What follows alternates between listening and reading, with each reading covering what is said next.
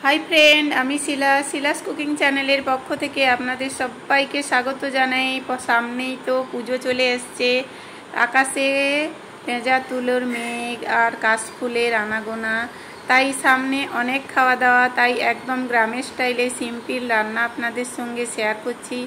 आज करेछि माछेर माछ दिए काঁকরোল और काঁকরোল दिए झोल बानाबो एकदम ग्रामेर स्टाइले। एखाने आलू देब ना, तार जोन्नो एखाने रुई माछेर माथा एक गादार पिस और लेज निये निয়েছি। एकटूखानी ओल देब और देब काঁকরোল और टमेटो पेঁয়াজ रसुन और आदा एकसंगे बेटे मशलाटा तैरी करे निये आपनादेर सामने चले आसबो।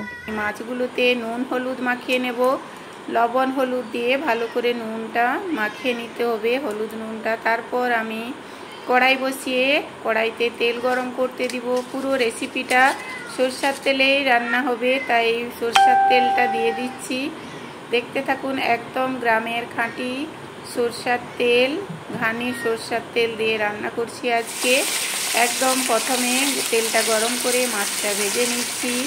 গ্রামের এই সমস্ত রেসিপি যদি দেখতে হয় তাহলে আমার কুকিং চ্যানেল শিলাস কুকিং ভিলেজের রান্নাবান্না আপনাদের সঙ্গে শেয়ার করে, আর যদি ভালো লাগে আমার চ্যানেলের রান্নাগুলো প্লিজ লাইক সাবস্ক্রাইব করুন। মাছটা আমি লাল লাল করে ভেজে নিয়েছি।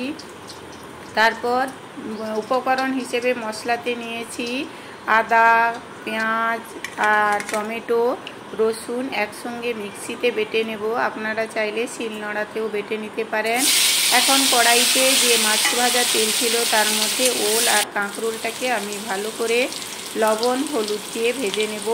যেহেতু খুব কম মশলাতে রান্না করছি তাই আর এক্সট্রা কোনো তেল দেব না। মাছ ভাজা তেলের ওপরে কম সময়ে একদম সিম্পল তেলে বা পাতলা ঝোল বলা হয়, ওই ঝোলটা আপনাদের সঙ্গে শেয়ার করব। দেখুন, কাঁকরোল আর আলুটাকে ভালো করে একটু ভেজে নিয়েছি। এখন বেটে রাখা মশলা, তার সঙ্গে আপনারা এর মধ্যে কাঁচা লঙ্কা দিতে পারেন। আমি কিন্তু একটু রেসিপি শেয়ার করব বলে লঙ্কার গুঁড়ি দিলাম, না হলে আমি ডেলি রান্নাতে কাঁচা লঙ্কা বেটে দিয়ে দিই। আর দিলাম একটু জিরে গুঁড়ো দিয়ে এখন মশলাটাকে ভালো করে কষিয়ে নিয়েছি। কষিয়ে নেওয়ার পরে একটু বেশি পরিমাণ জল দেব।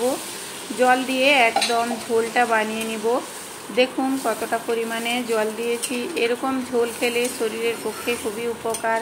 আর বাচ্চারা তো সেরকম সবজি খেতে চায় না, তাহলে এরকম ঝোল বানালে ভালোই হবে। এখন ঝোলটা ফুটিয়ে নিয়েছি আর কাঁকরোল আলুটা একটু যা বাকি ছিল ওটাও সেদ্ধ হয়ে গেছে। এখন মাছটা দিয়ে মিডিয়াম আঁচে আরও 5 মিনিট আমি ঢাকা দিয়ে রেখে দেব।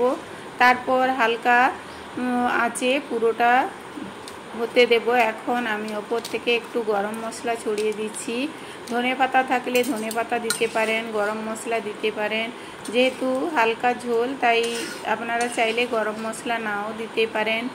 আমি আজকে একটু দিয়ে দিলাম, না হলে ধনে পাতা দিয়েই প্রায় দিন করে থাকি। প্লিজ এরকম রেসিপি দেখতে হলে আমার কুকিং চ্যানেল ফলো করুন। আমার রান্নাটা হয়ে গেছে, নামিয়ে নিলাম। Please please subscribe my channel. আপনারা আমাকে একটু সাপোর্ট করুন। আপনাদের সাপোর্ট ভালোবাসা ছাড়া আর এইরকম চ্যানেলে এগানো যায় না। Please please like subscribe comment করতে ভুলবেন না।